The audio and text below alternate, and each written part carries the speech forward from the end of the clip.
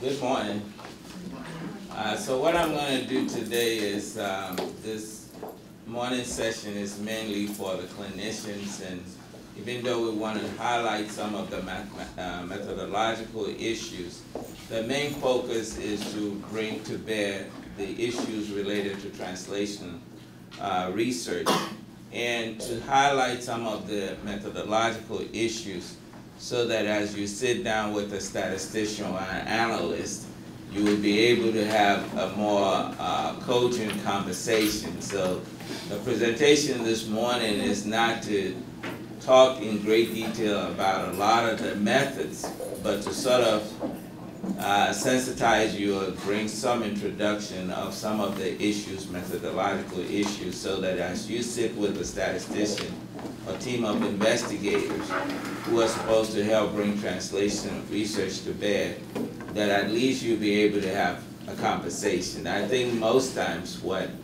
generally happens between the scientist and the analyst is that sometimes there's a communication gap, and once you're not actually communicating, it's very difficult to get the work done. So once each party understands what each person's role is and the expectations are fairly clear, then I think it gives room for more advancement and the work rolls much smoother. So that's sort of the sense of what I want to do this morning.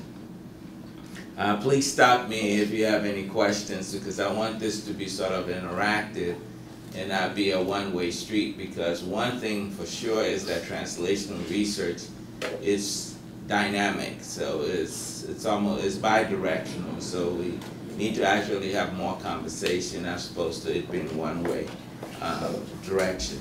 So when we look at sort of a definition of translational research, it is the study of how evidence-based practices, programs, and policies can best be communicated for adaptation and improvement by practitioners for the benefit of their constituency. So what does this all mean? What it all means is that whatever we do in science ultimately has to improve the well-being of human beings. So whether we're basic scientists working with rat models or working with cells, looking at cancer cells, and beginning to have an understanding of what the dynamics of the biological interplay of what's going on with these cells as it relates to cancer, that knowledge eventually would lead us maybe from a cell to an animal model, from an animal model to a human trial. Then eventually it translates so that the clinician sitting in the clinic or at the hospital is able to use that information to inform him or herself what would be the best way to look at the problem, because then they have the benefit of all what went into maybe prescribing that particular therapy.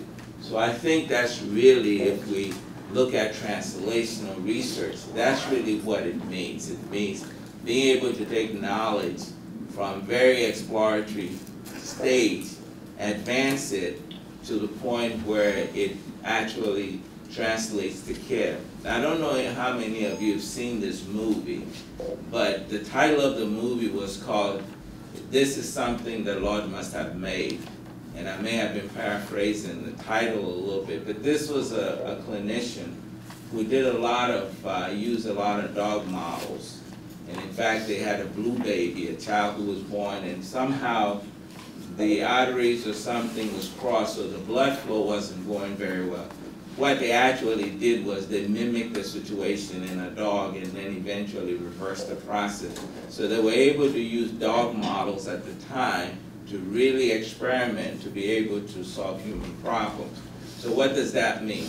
It means that sometimes a clinical problem has to go the other way, so that it gets down to the basic scientists to start working on models, not always starting from basic science and progressing this way. It's almost like a loop, and basically that's what translational research. So I think once we have that understanding, then we're not caught in the silos that we generally sometimes as scientists have been trained. I'm an expert in this and that's all I do. And I get my papers out and I get my funding. Well, translational research means we're going to break those silos and begin to have conversation so that it's more interactive. So in here we talk about a practitioner, and basically the practitioner is an organizational representative who makes decisions about which programs and practices will be implemented to provide information, advice, or support. And social sectors are also involved. So in this case, it's a collection of focal organizations operating in the same domain without respect to proximity. So in this case, there could be, you're not limited in terms of how close you are. You could be doing work with somebody in another state or even in another country. So those are the social sectors that we'll talk about. Okay, so I thought I'd make it a little bit light, and in essence, what I wanted to do is sort of do it like a headline news, so these are captions of things that I think is important, or buzz phrases out there. So I thought I'd capture it as headline news, read all about it, and I'm sort of going to go through bullet by bullet. Some of it I'll spend a little time on, some I'm not. But in 2006, the NIH launched a series of CTSA, these Clinical Translational Studies Awards program.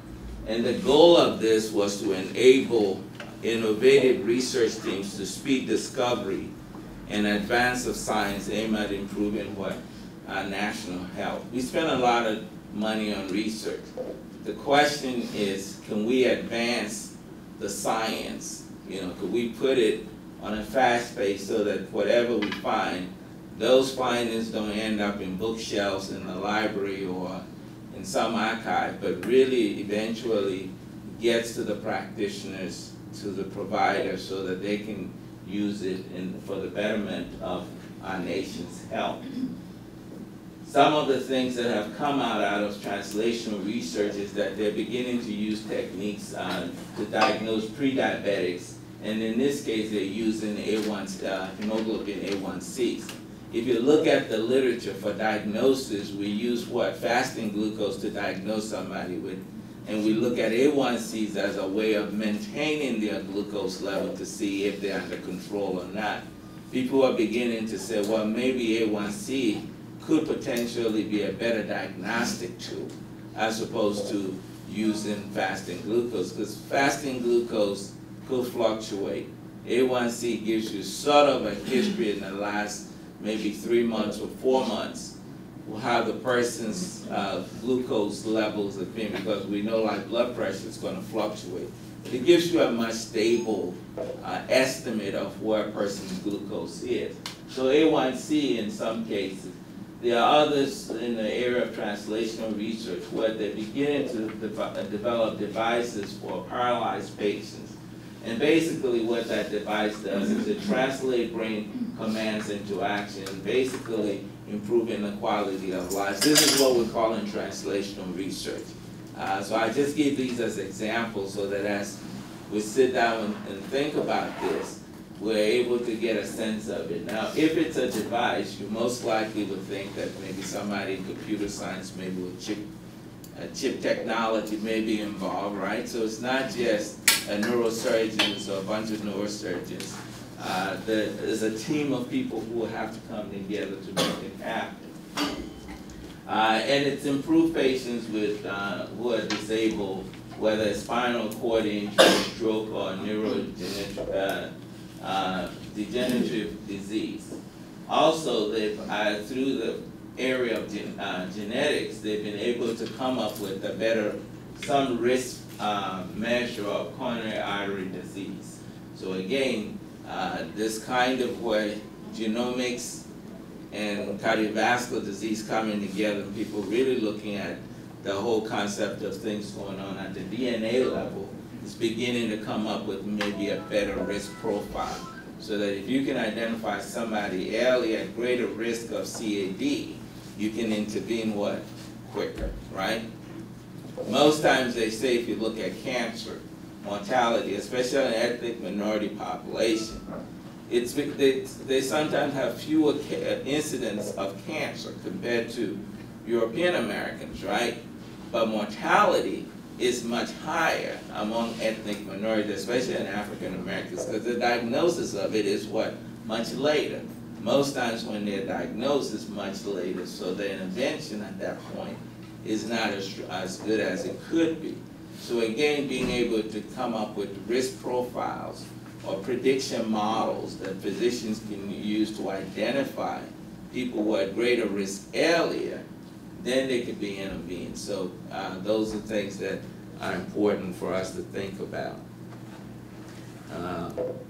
And again, you can stop me. Now, we can't talk about translational research unless we engage communities. So we need to connect scientists, those with both who are underrepresented and who could benefit from the research. So again, sometimes this is one of the big things going on now, is that you need to have people who look like the folks being studied, right? Would you all agree? Why is that important? That sometimes the people who are conducting the study need to somewhat look like the people who are being studied. Why would you think that's important? You have to see how effective your work is being done for the population that you are studying. Cultural sensitivity. Cultural sensitivity, okay, so those would be the issues. There are some things that biology alone cannot explain. There are some cultural issues. There are things, even responses to the investigators may not be the same. So there are certain things also when it comes down to interpretation, right? Interpretation sometimes is the issue. It's not that the finding, but being able to put it in the context of what? The environment is also very important. So translational research has something to do with what? The culture. You can't, every human being is somewhat a product of his own cultures and traditions. We look at things very different because of how we were raised and the culture that we belong. So those play a major role. And we'll find out later on that doing translational research, we cannot have everything controlled like in the typical clinical trials, because we know that in real life doesn't work. So there's got to be some quasi-experimental models which will have to deviate, even though the randomized clinical trials are the gold standard. For us to advance this quicker, we may need to break that paradigm and use other types of less rigorous or not rigorous, you still want to maintain the scientific rigor, but you don't want to maintain all that control when you know that all that level of control in a randomized clinical trial does not actually prevail in the real setting. Yeah, could you expand a little bit, because I'm not... Okay, so what I'm saying is that if you take a randomized clinical trial, everything is highly controlled. When you take your meds, if you have to eat before you take the meds, you are under a tight experimental protocol in a randomized clinical trial. In a quasi-experimental design, people are studied in their own natural setting, so the degree of control is not the same. It's more natural than you would get in a randomized clinical trial. So for example, a drug production goes through all these rigorous clinical trials, right? But when the drug actually makes it onto the shelf, and you and I get prescribed to take that medication, we're not taking the medicine under the same conditions that clinical trial was conducted. So there's certain things, and that's why phase 4 clinical trials comes in the post-marketing surveillance, because there's some things that weren't found in the control environment. Now that you've sort of let it in its natural setting, these things manifest. Side effects and so on and so forth. So that's what we mean by we can be as, in terms of we can be as rigid is the word I was trying to get before, if we're going to do translational research. We still have to have the scientific rigor, but not be as the control part would need to be relaxed so that we could do it in its natural setting. Okay, finding ways to improve health with wireless devices. These are things using technology, in this sense, using technology to do this. Protecting the brain during stroke. This is actually a rodent studies that people have looked at where they're realizing that with oxygen therapy, you actually can protect the brain during the process of stroke. So again, maybe we could take that animal model and begin to go through some safety and some issues, and then maybe translate it and start looking at this, whether this will work in humans. So this would be one of the things that we're talking about. Again, translational research also involves the training of new generation of scientists. At the University of California in San Francisco, they found out that by decreasing everyone's salt intake by just 1/2 teaspoon per day, they could prevent approximately 100,000 heart attacks and as many deaths each year, and save about $24 billion annually. So that's quite a significant finding, that if you could just reduce your salt intake just a little bit, you know, that could be life-saving. And most of you who bought fries from these fast food restaurants, you know, they just pour that salt on there. They don't even check whether you're hypertensive or not. They just assume that everybody needs to consume that degree of salt. Is there a question or? Okay. Okay, so the medical benefits of current revolution in biology clearly cannot be achieved without vigorous and effective translation. And this came from Dr. Francis Collins, who's the director of NIH. So he's realizing that we've made great strides in terms of looking at the biology and understanding the biology of living organisms, particularly with humans, but we could not have achieved this without vigorous and effective translation. So translation research is showing up in every form of research grant proposals to the curriculum of leading medical schools and schools of public health. So it seems like it's a buzzword that's everywhere you turn around now, everybody's talking about translational research. The question then becomes, are we all saying the same thing, or are we all on the same page? So just because it's a buzzword, one, it tells us that it's the wave of the future. So if we're going to be competitive as scientists, we need to understand what it means and get in front of the wave so that at least we could potentially ensure our careers and to also be able to make a contribution. Translation research is the focus of considerable effort in the biomedical industry, and it's increasingly central to the discussion of public health, and I've talked about that already. Also, it's a central priority of the NIH. And so the question then becomes, why is this big push for translational research? The primary reason is the lag time between discovery and implementation in practice. And we could look at a case in point. The study by Westphal and colleagues suggested that it takes an estimated average of 17 years for only 14 years of new scientific discovery to enter day-to-day clinical practice. I mean, that's not good, right? It takes us 17 years on average, and only 14% of that scientific discovery knowledge actually translates to what? Practice.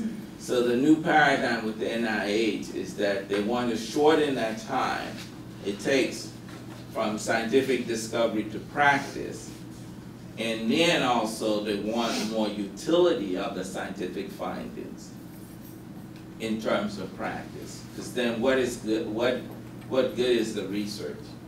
Except people have publications and have nice CVs with a lot of publications. That work needs to translate into practice. That's really the message. So We know that drug discovery takes about $1 billion. It takes almost an average of about anywhere between 15 to 20 years, about 12 years before they get from starting the concept to about clinical, getting it on the market.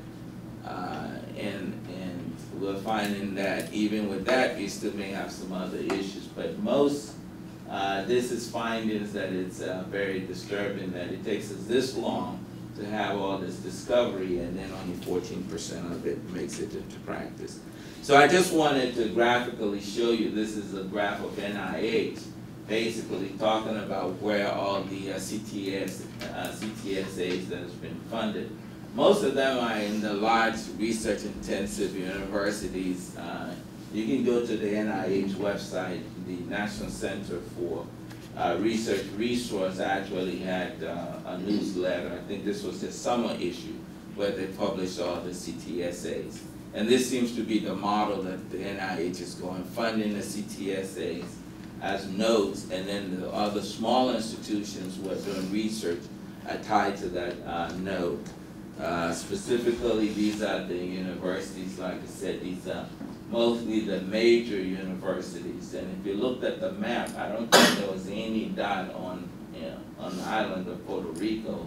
So most likely it may have to be tied to maybe some institution in Florida or something, maybe to serve that as a node. So this is the model that's going, and a lot of the minority serving institutions who are intensively doing research, now they're looking for collaborations, and a lot of schools like Morehouse School of Medicine, Meharry is linked up with the CTSA at Vanderbilt.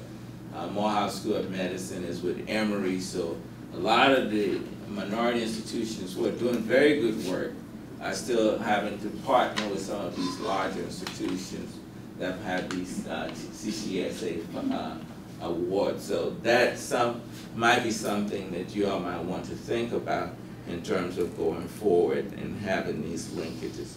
So what are the models? So we thought maybe we'd go through some of the models.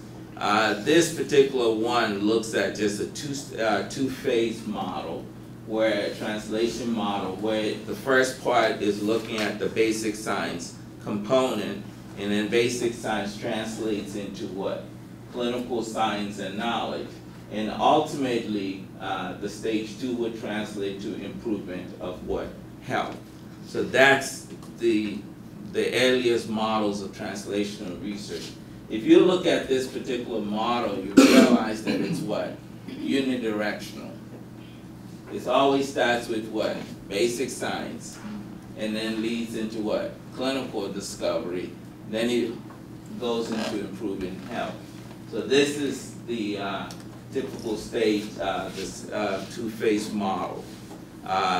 Some of the things that we can look at in terms of block is that the lack of willing participation of participants. So these will be the kinds of things, the impediments. You could look at high research costs, lack of funding, practice limitations. Those are the kinds of issues. But the other thing with this kind of model also is that you find that most likely the basic scientists never had any conversation with what? The clinicians. They most likely developed this work independently. That work eventually ended up being picked by clinicians. They made certain assumptions based on what the findings are, and they ended up conducting the clinical trials, which in essence would then lead to improved health. So again, the methods here in this kind of model is the traditional model that we've all been used to. So the basic scientists do their own thing in the labs, in the wet labs. Then in the clinical research, we do mostly clinical trials, randomized controlled clinical trials. Everything is controlled, so you look at issues like randomization. So the typical biostatistical methods for well-controlled study is what we use here. This kind of model is not necessarily what? Multi-dimensional, multi-discipline and transdiscipline. Are y'all with me? They may only be studying the biology. They may leave the psychosocial part out. right? Because most biomedical researchers would tell you that what? Social sciences or psychosocial science is a soft science, and it's too messy, you can't really assess it. But a human being is not just made up of what? Cells, and you know, it's more to the person than the biology. You know, the culture, the way they grew up, their traditions, their practices, those are all things that define those human beings. So if you're leaving those components out, or not because it's too messy to measure and you're not bringing a team together, then the biology might not tell you a whole lot, right? Are y'all with me? I mean, if you look at it, what is the #1 killer in the United States? Heart disease, right? Framingham has been around for what? Over 60 years. Framingham pioneered a lot of the things that we have benefit of right now. But Framingham only studied European Americans. So even with all the great strides of the Framingham study, we're still missing some pieces. And it's because the biology alone doesn't explain it. So now we have to investigate and look at the genes part, and we also have to look at the what? Psychosocial part. Because I think that's where some of, even though it's not considered very, most people call it a soft science, it's very important. But also we've had advancement in technology and computers. So now some of those measurement issues that we had with the social sciences, we could deal with them better now. And we have the statistical tools that can help. But this is the more traditional classic model. Then we can look at a three-phase translational model. So if you look at it, the first, basically what they call in the T1, if you look at the T1 stage, it's basically taking it from bench to where? Bedside, right? So here basically what we're looking at, the T1 goes from basic to human clinical research, and that's what is being called the bench to bedside. And then the T2 and the, but now with this would have been a typical bedside to the practice, would have been typically the traditional T2 from the previous model. But what they've done now in this three-phase model is actually split it into a T2 and a what? T3. You all with me? It's too complicated. Okay. So what we're saying here is that if you look at the T1 is basically saying, let's take it from basic science to clinical practice, right? So we start with cells or rats models or animal models. And we eventually end up having enough information that we conduct what? Clinical trials, or we conduct clinical studies in the clinical setting. So we're involving humans now. But in doing the human study, is basically what we're calling from bedside to practice.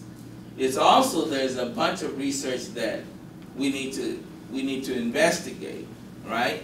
So what this three-phase translational research model does, it takes the first model, which is only a T1, T2, and makes it into a T1, T2, T3.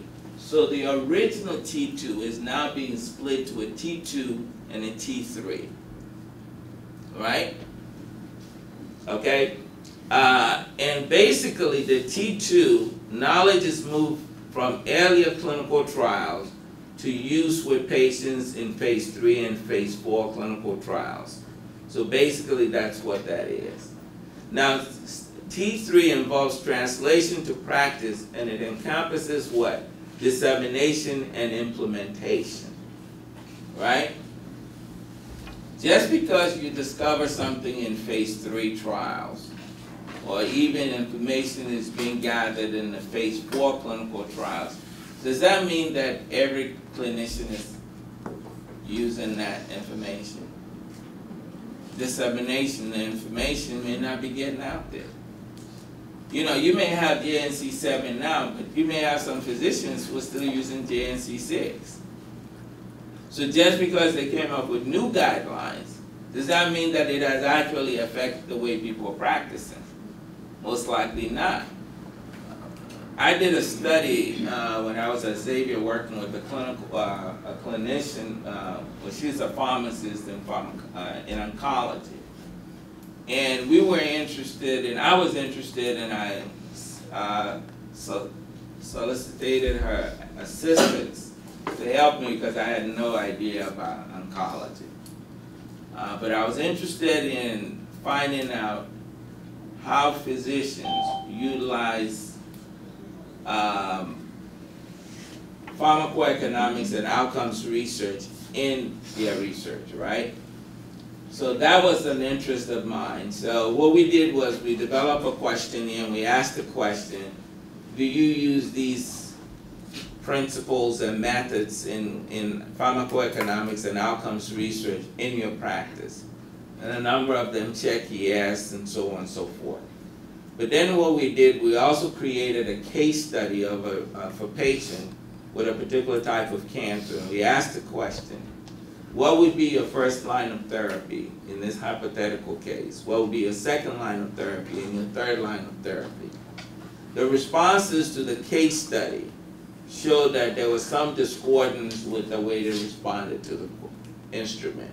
So in one way they tell you, yes, we're doing it, but in reality, when it got down to practice, they weren't using the same knowledge base in the practice. They were aware of these things, but it had not translated to the point where it affected their decision making and the implementation of their practice.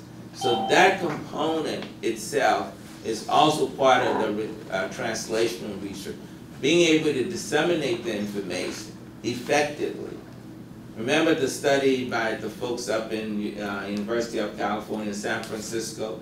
They said that if we can reduce the amount of salt intake by just 1/2 of a teaspoon per day, this is how many heart attacks can we prevent. Now, if we could get that information to sink into the population, and they themselves are empowered to do that, they don't need their physician telling them they need to what? Cut their salt by 1/2 teaspoon. Most people can say, I can live with that. I can cut down my salt intake by 1/2 teaspoon, right? So that's the component of translational research. Are you all with me? So that aspect is also important. The dissemination component is really critical. Okay. And you know, the graph sort of gets a little messy, but just bear with me. The other piece is this is again another three-phase translational model, but now here your T1 again is from basic biomedical science to clinical efficacy, and then from that to clinical effectiveness knowledge. That's considered a T2. And then T3 would take you from the clinical effectiveness knowledge to improve healthcare quality and value of population health. So just looking at the top bars. Now, when we do clinical trials, what are we looking for? We're looking mainly for what? Efficacy, all right? That's why in most clinical trials, they're what? Randomized controlled placebo trials, right? So you give one an active drug with the pharmacological agent that you think is going to remedy the situation, and you give another group what? A placebo, something that looks like, feels like, tastes like the active drug but has no pharmacological agent in it, right? Now, why that study is just looking to see whether that drug is going to do what it says it's going to do. That's what? Efficacy. Effectiveness is a little different. And effectiveness studies are not really done under the same conditions as the clinical trials, not in that control setting. Relax a little bit into the natural setting, so that if you let people take this in their own natural setting, you still see the same effect. Is it, I don't want to use the word effective, but do you get the results, the benefit that it's supposed to derive? So effectiveness and efficacy is very different, and that's something we always have to make sure we're very clear on when we talk about what translational research. Are we talking about efficacy or are we talking about effectiveness?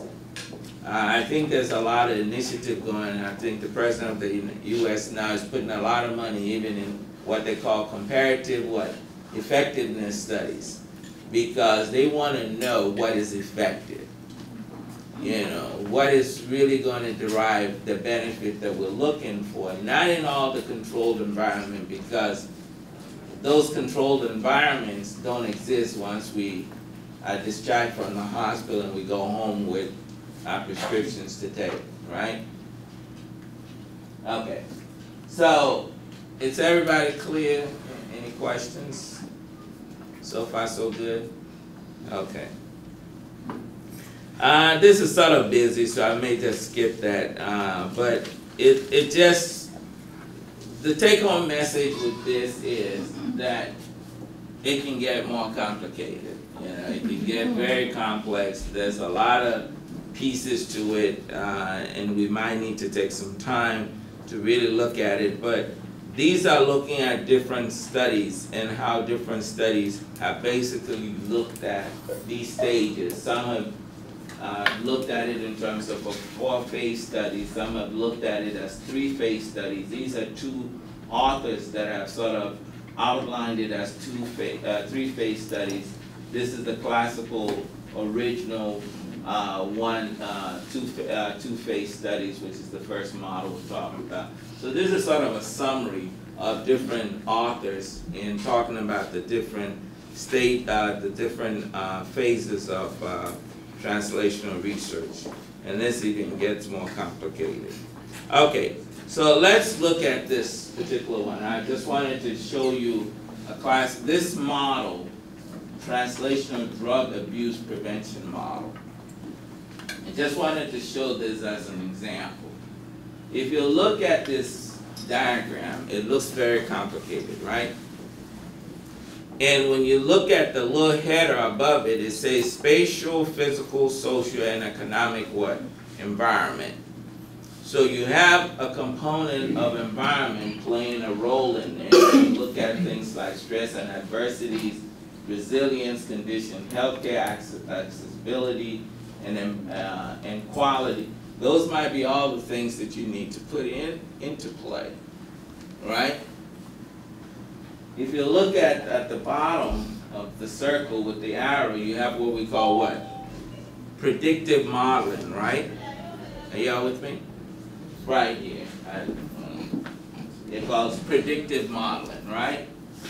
Then you have, in this portion, education, practice, policy, public health. These are all another domain of things we need to. Then we look at what? Substance abuse phenotype. So looking at the things that manifest when we're looking at substance abuse from what shows on the outside phenotype. But then we have to look at what? Gene expression, right? Then we'll look at mediating mechanisms, then intervention, development, implementation, and what? Evaluation. Now, why do I show you this graph? Not to, confuse you. It's early in the morning. But the only reason why I show this is that translational research is multidisciplinary and transdisciplinary. So if you really want to do translational research, you just don't only need a statistician and epidemiologist. You need a social scientist, scientists available, people in psychology, even in education, because there may be some way you even package the message. Dissemination is going to be a big thing. How do you finally get the final product out? You may need to talk to people in mass comm, to have good delivery of the information. Because people are bombarded with information all the time. It's not that we don't know all of this stuff. I mean, we know a lot of we get a lot of information, but some of it we don't internalize it to cause what? Behavior modification. That's why they say knowledge by itself doesn't change behavior. Sometimes people could be knowledgeable about all the things they're not supposed to do, but it has not, gotten into their psychic for it to cause them to take action. You know, I'm originally from Ghana, and I migrated to the U.S. in '84. And I was talking to a colleague of mine who was working with a group, and they were doing family planning. And so they were trying to get these women trying to cut down the number of children they were having. And they said all the messages were not working. So eventually, culturally, you know, these people did not want to be associated with pigs. So the message was, why are you having children like pigs? And that resonated with them. So immediately they didn't want to have the association that they were behaving almost like pigs by the way they were having children. Language is so important, and the messages that were used to convey this kind of information was very critical. So that has to be built into how you eventually get the message out. Because you could tell them all the neat things and put all the bells and whistles of the science, and it might not move them to action, right? So I think it's important for us to understand that for us to do real translational research, we need to what? Start assembling teams together. And we all need to be able to sit and have conversation and to talk about it so that the psychologists weigh in, the social scientists weigh in, the mathematicians come in so they can come up with these predictive models. The geneticists are able to come in and look at what SNPs or genes we need to study, so that once we look at somebody with a social substance abuse problem, we've looked at the biology, both at the cellular level, the gene level, to maybe look at issues of, you know, inheritance, or whether the gene was passed on, and therefore they have this gene, so it increases their likelihood that they would be engaged in that behavior, or the outcome of the behavior would be very different from somebody who didn't have that particular gene. So it becomes very important for us to understand that this translational thing, though it sounds good and it's a nice buzzword and everybody's jumping on the bandwagon, that we really need to understand what it entails if we're going to do a good job with it. So that's why I showed that diagram. Another example, and this is just some quick things, and then I'll sort of move into some of the methodological issues. But this was a proceedings that were done in January of 2004. This was something that was funded by NIH to bring a group of scientists and researchers together to talk about, you know, translational research in the area of obesity and diabetes. And these were some of the headings of the subsections that they talked about. And I'll sort of give you a quick overview and sort of highlight a few issues in terms of what it means with the methodological issues as it relates to translational research. So if we look at the fundamental issues of translational research, it really comes down to what? The model we're going to use. Are we going to use a two-phase model, a three-phase model, a four-phase model? That becomes one of the issues that we need to discuss. So the two phases of a continuum was one that they talked about in this particular proceeding. They also looked at the issue of what? Efficacy to what? Effectiveness. You need efficacy, but you don't stop at efficacy. You move a step further to what? Effectiveness. Because efficacy just says that the drug does what it's designed to do. But in terms of effectiveness, that's a different story. So we got to move back, and then we also have to sort of do it as a loop. So what we learn from effectiveness could then lead back into another trial that addresses efficacy. So it's almost like a loop. It's not just efficacy to effectiveness and that's it and stops right there. It sort of loops around in the knowledge you gain. Yeah, question? I don't understand the difference between efficacy and effectiveness.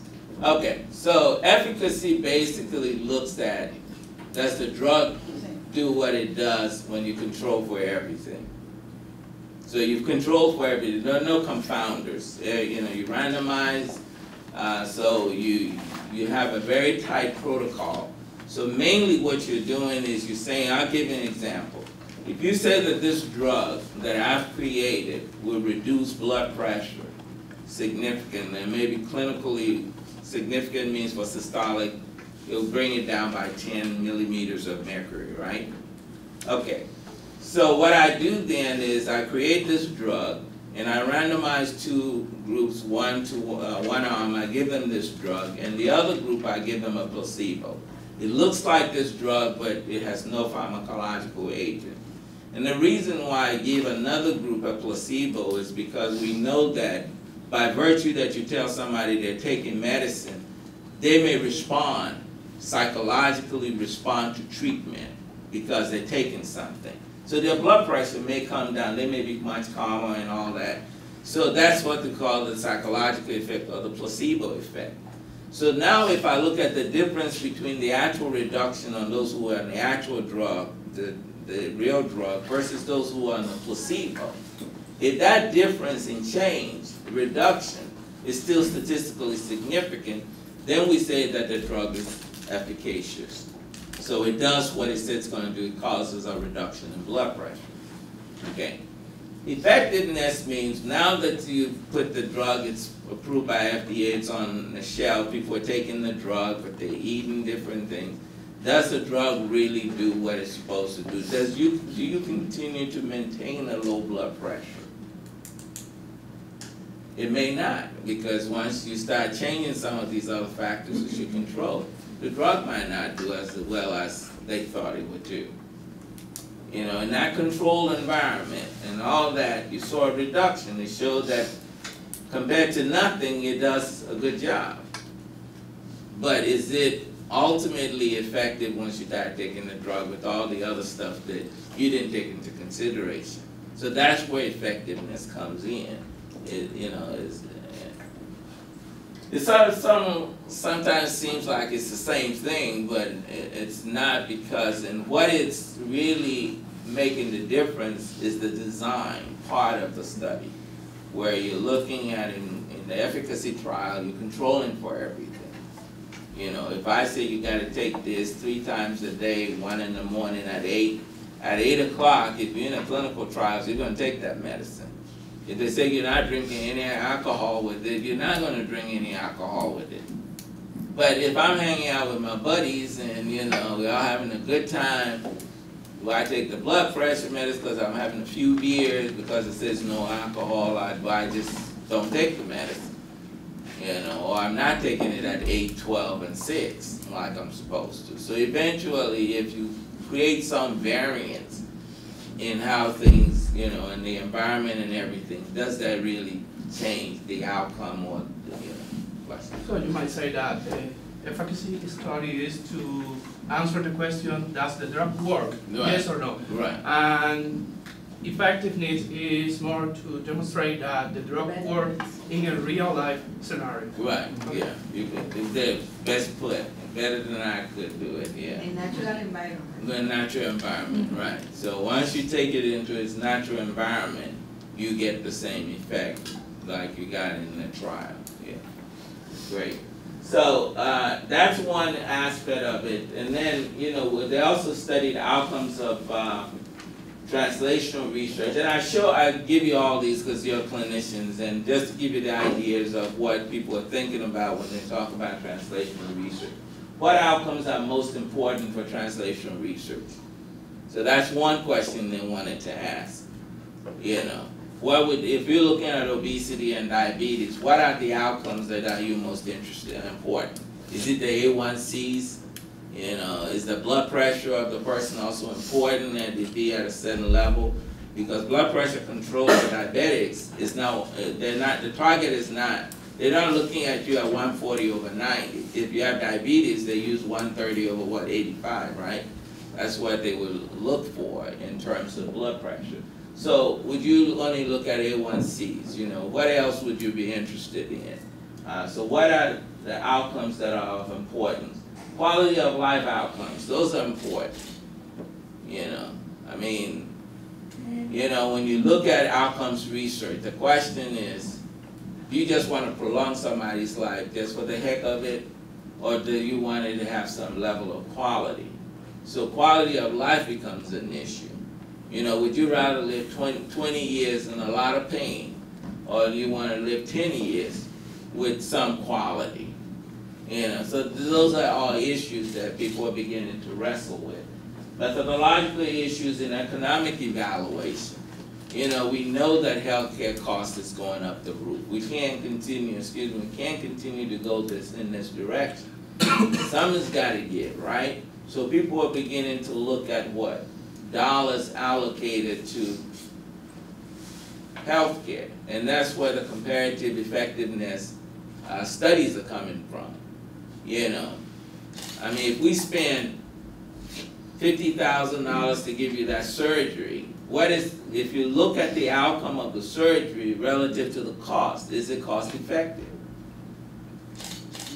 You know, those are the issues that people are asking, so that they're not just sinking money and just treating everybody just because, you know. So, and I know it gets into some issues of ethics, and that's where the ethicists come in, you know, and there's stuff that all the time, you can't always, all these decisions are always not made in a vacuum. There are political dynamics going on. People got to think whether if they come up with what they think is right, could they get reelected?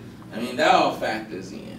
So we all know those real life human issues. So how do we evaluate these things in terms of using economic methodology becomes important. Experimental designs of these studies important. Linkage of the question to the design for diabetes translation. So maybe I don't need to have a perfect randomized trial.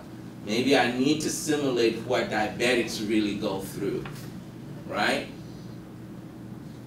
Are y'all with me? I'll give you an example. The Jackson High study recruited 5,301 participants over a period of 3.5 years.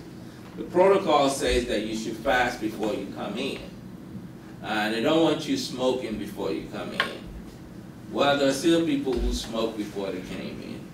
There are still folks who didn't fast before they came in. We still took their blood and did the blood work. The question is, when we looked at fasting glucose, we couldn't count their data. The question is, we had to think through it. Are we really interested in the fasting if we're dealing with diabetics? Or if we're going to deal with the diabetics, then maybe the protocol should be such that we get them in enough so that it doesn't disrupt their eating there, because they got to eat by a certain time. So that's what translational research will call for. You would now need to look, if you're studying diabetics, you may have to design your study very different than if you were just doing a general population study. And even if you were doing general population studies, there's certain people who would deviate from the protocol. Have you given thought to how that deviation is going to affect the way you analyze the data down the road? If not, then you end up at the end and you don't know how to handle some. You have to make some decision post hoc. But those will be the things you need to look at. Community-based participatory research for diabetics, translation, and multi-level, multifactorial intervention. So again, these are things that people are thinking about. Community-based participatory research. Why do you think community-based participatory research is becoming very big in our studies? Anybody wants to give it a try? Because of the effectiveness issue? Because of the effectiveness issue, okay. That could be one reason. Any others? If the community is behind the study, you're going to have better results, right? They're going to feel a part of the study. Therefore, the outcome of the study will be best embraced by them, because they're stakeholders. They feel they own this thing, right? If they're not involved, if y'all just went in there, shook a few people's hand, collected the data, and got out of that community, and then publish your paper in JAMA or New England Journal of Medicine or Circulation, they may not have the same emotional attachment to that study. Okay? Give me a classical example and use the Jackson High study as an example. We had community people involved. We have them so involved that there are 2 representatives from the community on the steering committee. There's a community member represented on the genetics committee, the publications committee, and so on. We have a community monitoring board meeting every June of every year, where we go back to the community and we report the state of the study. That community feels ownership of the study. Y'all with me?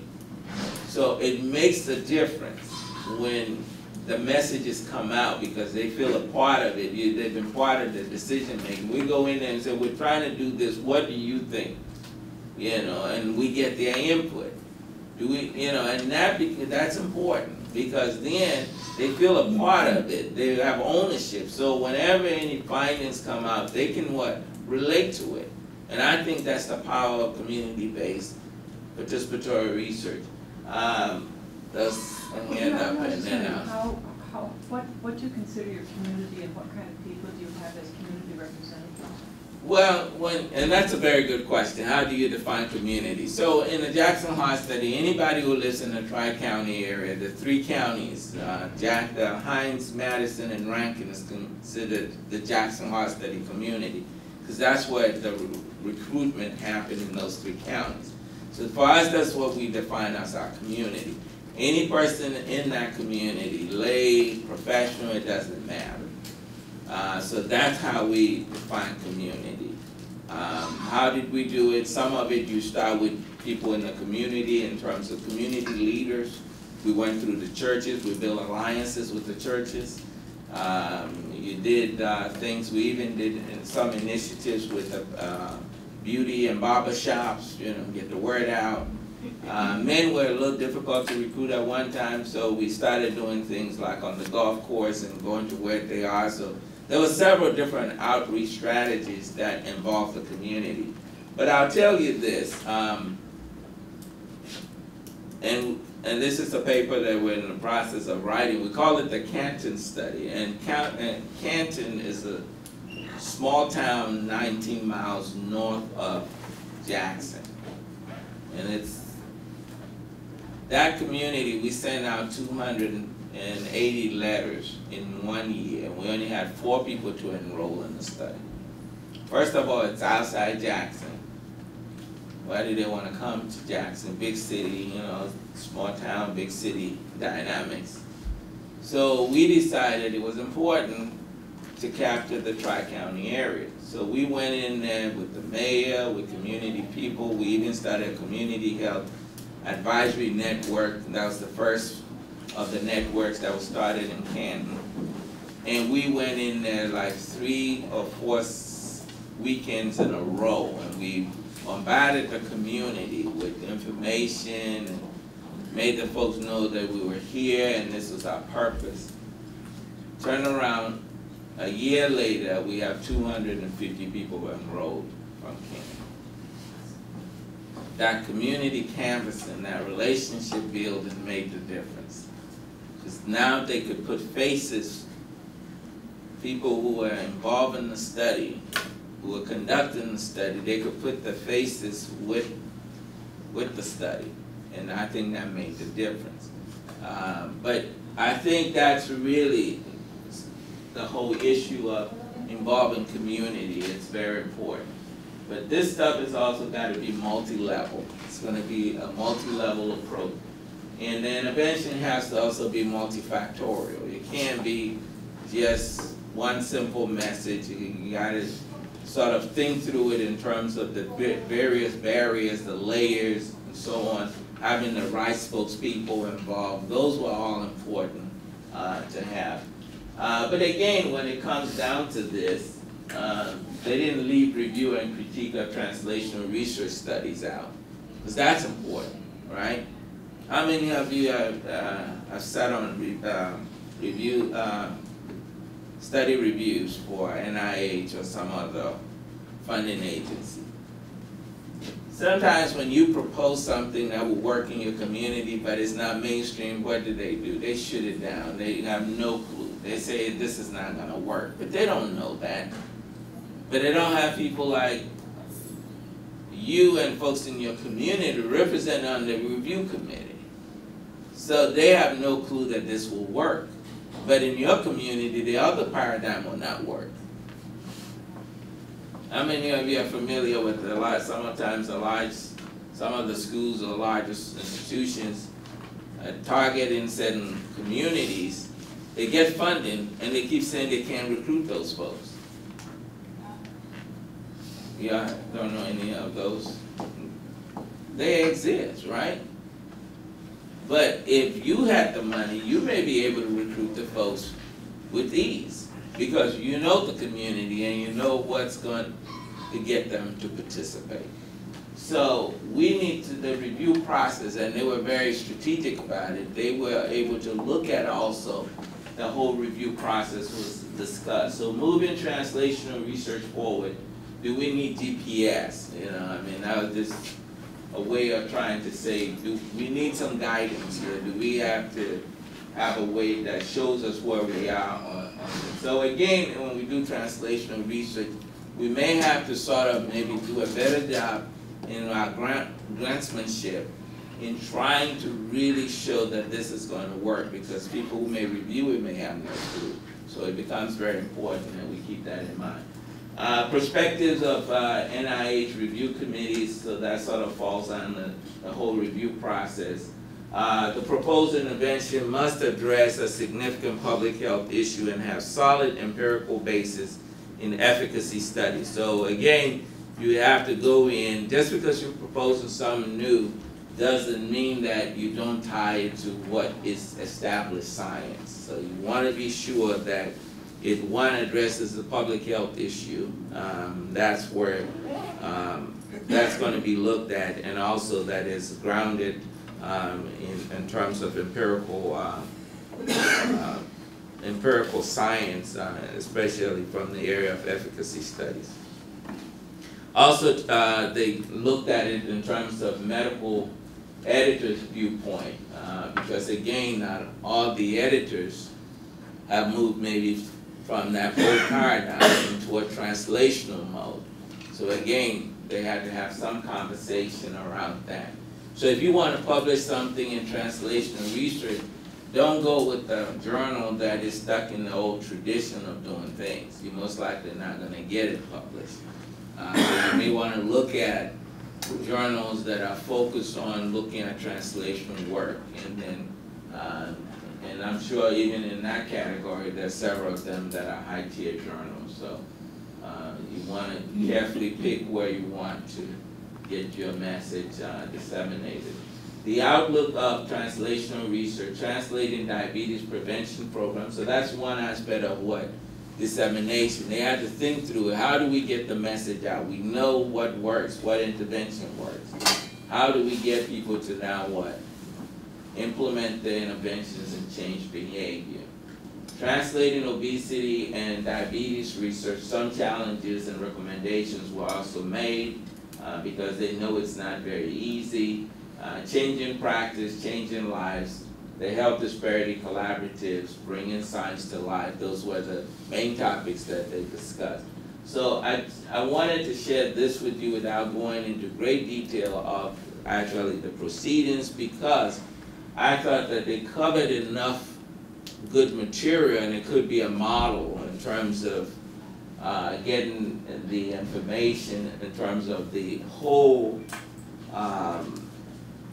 domain or the whole coverage of translational research. I mean, it's quite broad, and there's several sectors or segments to it that we all have to be aware of if we're going to be in this. Okay, so let's look at some of the methodological issues, sort of drive the point home. So here are the three key elements, and we're talking about novel methodologies for translational research.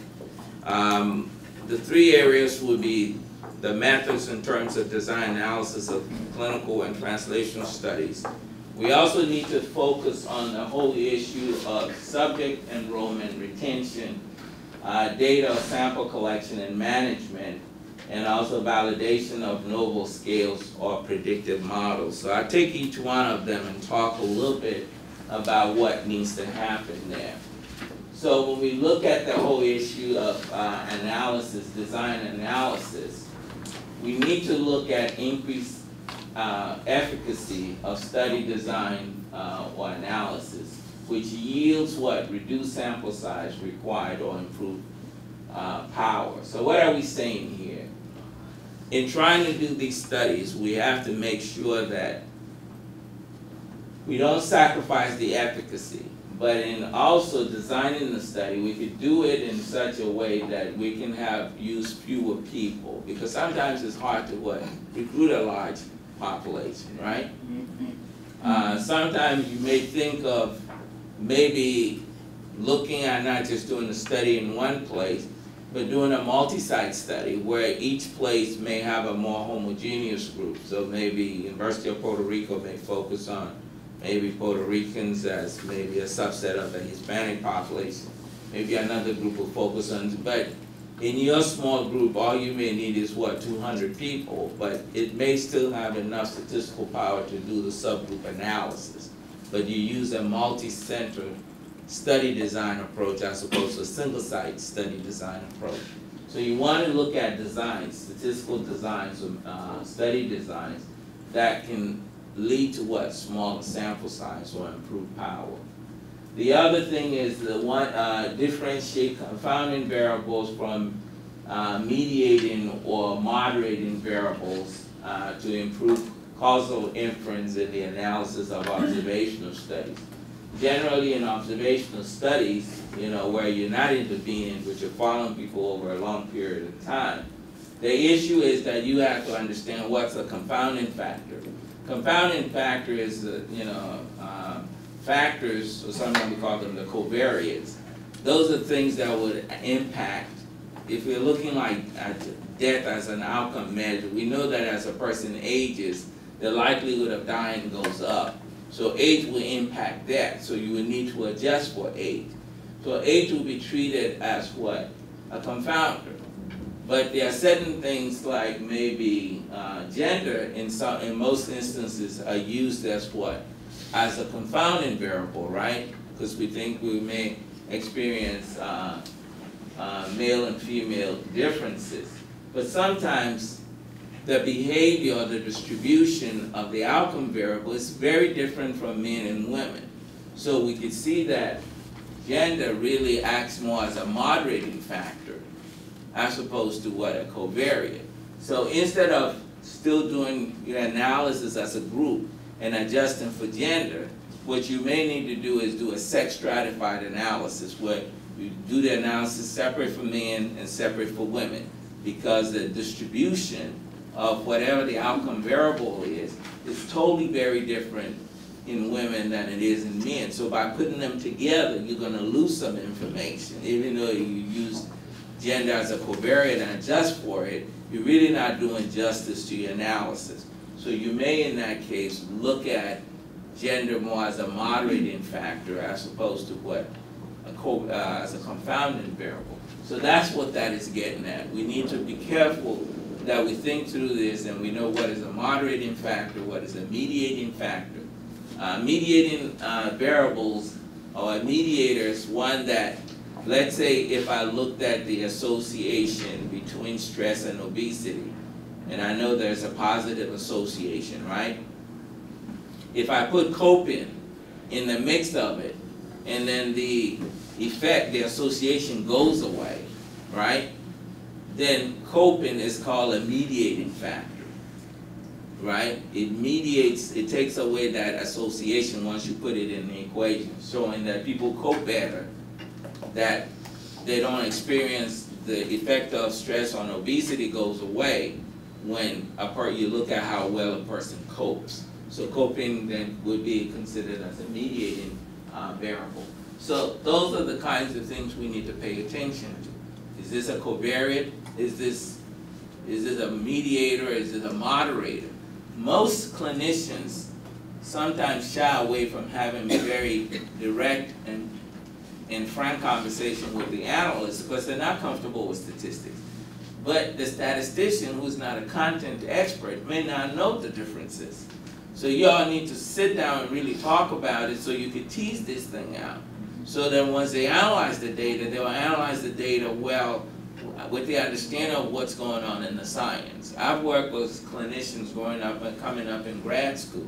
And sometimes when you sit and talk with them, they have the ideas and they know what they want, but sometimes it's not clear how that translates into what needs to be done.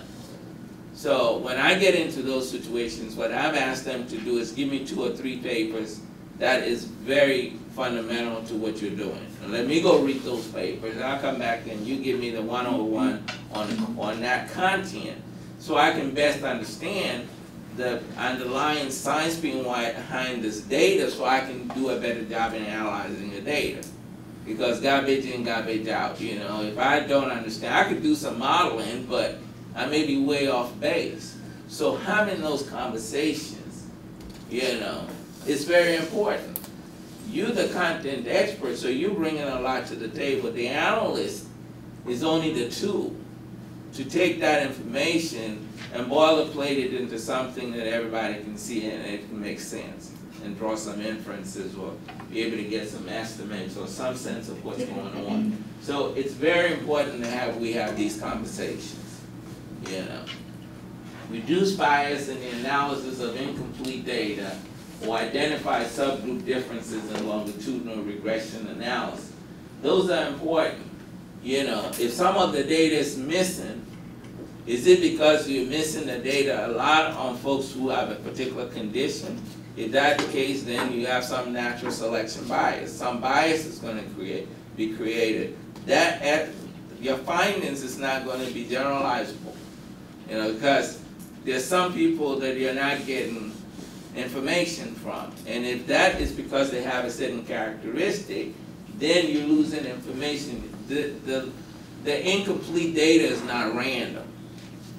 There's definitely a non-randomness to your missing data. So you may need to look at some non-random missing data methodology, or to at least test to see whether the missing data is non-random, and before you proceed. So being able to take that into consideration is very important. Designing studies whereby, you know, you're not going to be able to lose a lot of data. Subgroup differences, those would be like if you're trying to look at maybe age groups, or maybe looking at different race and ethnicity groups. Those would be the kinds of things you need to also consider, because if you're doing longitudinal, any longitudinal data design runs the risk of what? Losing data. Because you're going to lose some people to loss to follow-up. So you want to be sure that you look at those things. Potential sources, we talked about dropout, missed appointments, or censoring. So those would be the kinds of things we need to take into consideration. These novel statistical design and analytical tools should perform analysis of high-dimensional data.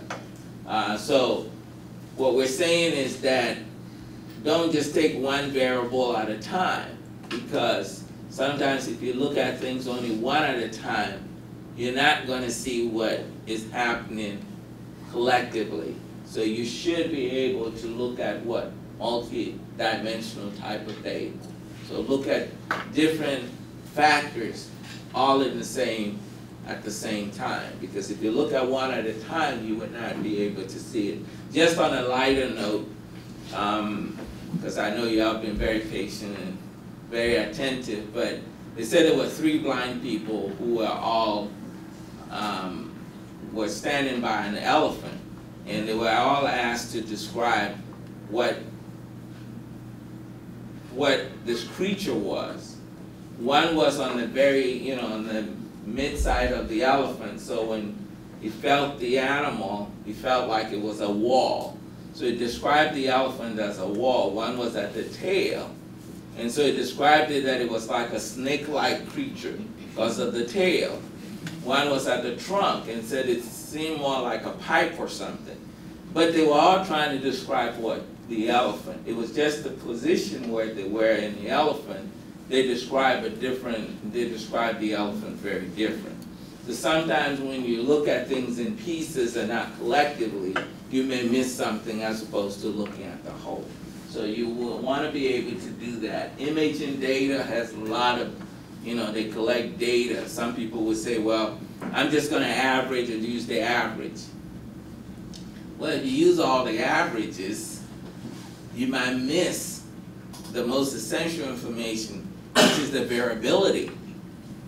And the variability there may be something going on that really creates that variability. Like, for example, if you do 24-hour blood pressure, most people analyze 24-hour blood pressure by looking at what? 24 hours average blood pressure, right? Maybe compare it with the clinic visit. Some may look at daytime versus nighttime averages. Some people look at sleep versus wake. But most people don't look at actual point-by-point variance. I mean, well, we have the ability with computer methodology, computer programs now, to be able to look at maybe more. Maybe the mean is not telling us much. Maybe what we need to look at is more of what? The variability in the data. Where are they experiencing their high points and low points? Maybe that's more important, right? Because in genetics, it's the outliers that tells the story. In statistics, classical statistics, what do?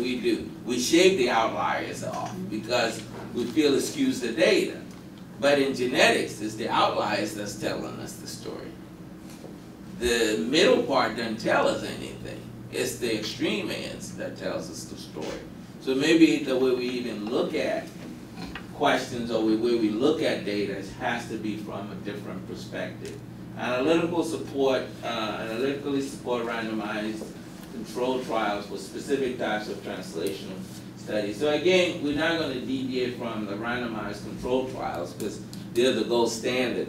But at least we got to build in certain things that are critical if we're going to do translational research.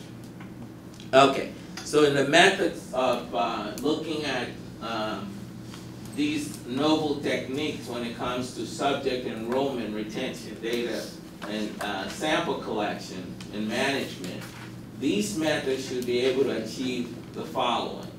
More efficient subject enrollment, right? Y'all would agree? So what comes to mind when we say efficient subject enrollment or participants, enrolling participants? We know that makes or break your study, right? I mean, with no people, you ain't got no study, right? So how do you get these folks to come and participate? We gotta find effective methods of enrolling. Retention is another thing. It's one thing getting them in, it's another thing keeping them in, right? So enrollment is getting them in. Retaining them is a big issue. Some people, may come in because you talk them to death, and maybe it's just like, if you've done any of these network marketing business, right? Like Amway and all the others. Have any of you done any of those? I've done a few of them. Some of the times what happens is the guy who you talk to and just quickly say yes, they're not going to do much, Sometimes they get in, but you can't get them to retain, and then they drop out. But you can't build your marketing organization if you get them in and they don't do anything or they drop out. So enrollment is one thing. Screening and getting the right folks in is one thing. And then the other part is, do you get them, are you able to retain them? Because if it's a longitudinal design, the richness of the data is what?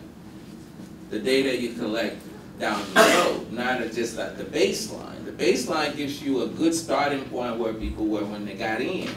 But what you collect following that is very critical. So if you're not retaining the cohort, then you're in trouble because you can't answer certain questions that the longitudinal design is structured to do.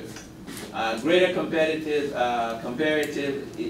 efficacy, reliability, or validity of measurement. These are important, and I come back to the measurement issues, especially now that we're dealing with a lot of things. When we talk about stress, okay, let's take stress. Let's say you use an 8-item instrument, So after you've gotten your data, a lot of times we as researchers sometimes don't think through this. But how are you going to eventually conceptualize stress using that instrument? Are you going to take the total score? Are you going to use the average score? You know, are you going to weight the scores, each item different? You know, you got to think through all of this, because how we measure these things become very important. So if our measurements are not very good, it's going to affect our outcome or our inference. But it's some things, oh, somebody used this scale, we're going to use this scale. And nobody sometimes thinks through it to see whether the scale, how you're going to conceptualize it in the end. Are you now going to describe stress by 4 domains?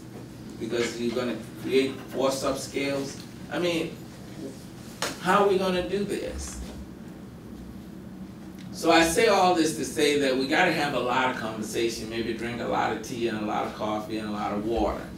Because we got to talk through some of this stuff as we're designing the study. You know, the greatest nightmare of most statisticians, and most of them will confess to it, is when somebody does the study and then they bring it to you and then they say, okay, could you help me analyze this? Now, if it's a well-designed study, there's no problem with it. But then when you start asking questions, so how are we going to define this? Well, I didn't think about that. I just used the instrument, you know. But we got to think about it now. You know, I say it lightly, but it's important because, you see, if you really design your study very well from the get-go, you really don't need sophisticated statistics to do the work. We only need all this complex statistics, and I'm a statistician, I shouldn't be saying this, I might be taking myself out of the job, but that's the reality. But the only reason why we do a lot of this fancy stuff on the tail end most times is because we're trying to salvage the design part because it wasn't carried out well. So we got to do all the stuff to try and make sense out of it. Somebody would say, okay, well, I'm going to give you a classical example. I'm just going to go in and I'm going to do an intervention in churches. So I take one community of churches and we're going to go in there and we're going to do pre-test survey. We do the survey, we go into the controlled churches community, we do the pre-test survey. And then they do intervention in one community with those churches and the other one they don't, no intervention. And then they go back and they do post-test. And then they enter all the data, everything is great. It's a pre-post test design, right? But what's the problem?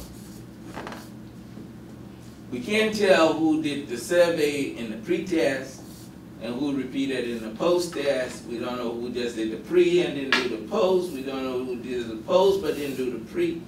We have no clue. Because it's supposed to be anonymous, it's confidential, so there's no ID.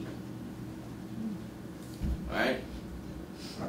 So really, how do we eventually analyze the data? We try to analyze the data as if it were 2 independent sample t-tests. But it's not. The design is a pre-post design. But one key element was missing that we couldn't link the pre and the post together. Now, a simple way would have been to say, well, why don't you write your initials and your year of birth, or your initials or your last 4 digits of your social security on that form. It's still confidential, it's still, you can't find out who those people are, right? And that possible, because one, they can remember. If you assign them a number, they'll forget it. So they can always remember their initials and their date of birth, year of birth, or their last 4 social security. If not, then they don't need to really be filling the survey to start. If they can't remember that, they don't need to be filling the survey, right? Y'all would agree with me? Yeah, they don't need to be filling the survey if they can't remember their initials and their year of birth, or the last 4 digits of the social. Maybe the last 4 digits of the social may be a little difficult for some folks because they always have to look at the card. But that could have solved the problem. Maybe we may have a few that we would have thrown out because we couldn't match them, but at least that would have helped us to maintain the rigor of a pre-post design. Are you all with me? But if you didn't talk to any methodologist or anything, you meant well, and you know, I mean, the data you collected is good, but the design and the way the data is collected, they don't match. And so it creates a headache for us. Now we had a similar one because somebody was doing a study, similar situation, but the only thing they asked was, have you taken this survey before? Was one question they put in. And that allowed us to be able to analyze the data a little bit different. So we did all the pre as sort of give us a general baseline. And then we separated those who said yes, they had taken it before, versus those who said no. So that gave us that if we compared those who said yes, that we neatly compare them with this overall baseline, because that baseline would be somewhat true. Those who said no, they were only like real post, no pre, but they may still have been exposed to it. So it kind of gave us a rough idea of a quasi-experimental design called the Solomon 4 design. Kind of mimic the Solomon 4 design so we could make some headways there. But I say all this, and I know I'm maybe preaching to the choir, but it becomes very important that we really look at these things and have these conversations earlier than to start the process and then realize that down the road you have some issues that you didn't address. And even if you thought about it at the post level, you don't have that information at the pre level. So you really want to talk about these things ahead of time. Okay. Validation of novel scales and predictive models, basically using existing data sets to address important clinical and translational stuff. I mean, medical schools or hospitals are a great gold mine. I mean, everybody's collecting data. But sometimes the data is not collected in a way that you can ask questions, or they're clean enough that you can really begin to mine these things. So we need to start thinking, even in our own institutions, if we're really going to do what? Translational research, that maybe the data in the hospital setting is not only collected just so you can bill the patients and the doctor can look at the patient's chart and look at whether they're progressing or they need to change therapy or how to manage that person's disease, but also to become a rich source of what? Information for us to be able to find some of the nuances. And if we have enough cases, we may be able to what?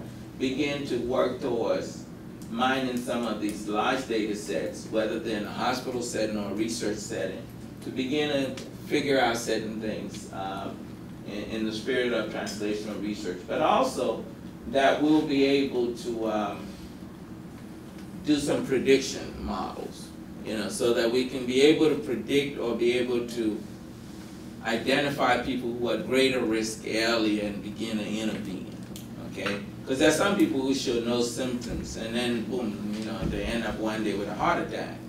And then people say, well, they were, but because we're looking at certain classical benchmarks, and they may not fit those benchmarks, but they may have other things that may not fit the traditional risk profile. So being able to refine these risk profiles and even customizing them to your population. You may not, Framingham risk score may not work or, you know, quite exact in this population, but if you have data and begin to collect data and maybe put it to risk, to test, it's a good starting point. But maybe customizing or refining or using input of data at your local level, sort of evolve that to a modified version of the Framingham risk score, that might serve your community better than what? Just going with that or not using it at all. So that's sort of what we're saying. Examples will be issues like quality of life attitudes, prediction of key behaviors or critical health outcomes. So in the area of you know, methodological issues in terms of dealing with health services research, and now health services research is becoming big. I mean, people are beginning to look at CMS data more, the Medicaid, Medicaid data, but again, those are truncated data because they're not on everybody. Medicare is only the elderly. Medicaid is people who are mostly in very low SES. So there is a gap in between. Now people like the companies like healthcare establishments like Kaiser and those places where they have large data sets, some of them are beginning to mine those data sets and beginning to find some things. But there are a lot of secondary data sets out there. And Haynes is one, CMS, NHLBI CVD cohort studies like the Framingham, the ERIC study, which is the atherosclerosis risk in communities. That one has been around since 1987. Jackson Heart study, Cardia, which is a much smaller group. MESA is the multi-ethnic study of atherosclerosis, so it has, I think, Asian Americans, African Americans, European Americans, and Hispanic in there. And I left the Strong study, which looks at the Native American Indians. And now there is a new Hispanic heart study. I think it's a 4 or 6 multi-site studies. Need to learn a little bit more about it. CHS is quite old, out of Seattle, coronary heart study. And Burfis, the Burfis data. Some of the things we need to look at is common problems and issues. We can also look at those. We can look at generating research questions out of these data sets. And most of them are government source databases. If not, with new policies from NIH, they're making it more easy for people to make these data more accessible. Multi-level modeling in outcomes, health outcomes research is very important because we're realizing that, you know, there are other contextual things, maybe the family, the community, wherever the environment that they're in. So we may need to not just only look at personal level information, but look at some of the environmental factors. So things like looking at multi-level modeling becomes very important. We also, by looking at issues on a multi-level stage, it creates some challenges for us in terms of conceptualization, measurement, and also how do we analyze the data. I think that I'll stop here, and I think my time is up, so I think I have about maybe 2 or 3 more minutes. If there are any burning questions, I hope it's been useful. I knew this was going to be a diverse group, so I didn't want to do a lot of math or a lot of statistical stuff. But the goal for me this morning, and I don't know if it met your expectations, but my goal was for us to have a conversation about the breadth and depth of translational research and to talk about what it's going to take. So my take-home message, if you didn't get anything out of this presentation, is we got to have conversation if we're going to do and build relationship, which is multidiscipline and transdiscipline, for us to really do a good job with translational research, because it's going to take the epidemiologists, the dietitians, or the psychologists, the social scientists, the biostatisticians, the clinicians, the folks who are doing pharmacology or pharmaceutical sciences, for us all to come together, the folks who know health promotion, communication, language is very powerful in terms of dissemination. How do we get it? Not just only to the scientific community. The scientific community has enough information. If that were the case, we should not have any health problems, right? We have a lot of stuff published. But getting it down to the people that matters, it really becomes, I think, the whole thrust of this whole concept of translation.